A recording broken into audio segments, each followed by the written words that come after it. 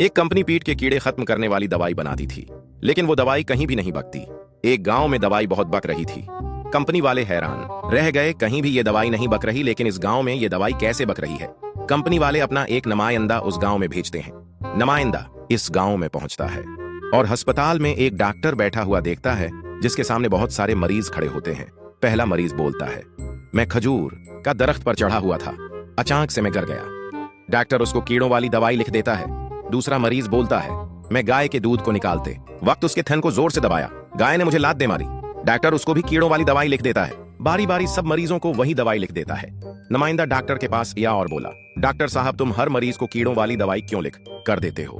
Doctor बोला, जो पहला मरीज था उसको किसने बोला था कि खजूर के दरख्त पर चढ़ो, इसमें कीड़ा था, इसलिए उसे कीड़े वाली दवाई लेकर दी। दूसरे मरीज को यह पता था कि अगर मैं गाय के थन को दबाऊंगा तो वो मुझे लात मारेगी, इसमें भी कीड़ा था, इसलिए उसे कीड़ों वाली दवाई लिख कर दी। डॉक्टर ने नुमाइंदे को भी वही कीड़ों वाली दवाई लिख दी।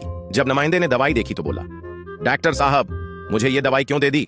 डॉक्टर बोला, तेरे अंदर भी कीड़ा था, इसलिए तो इतना दौर से यहाँ चेक करने के लिए आया है।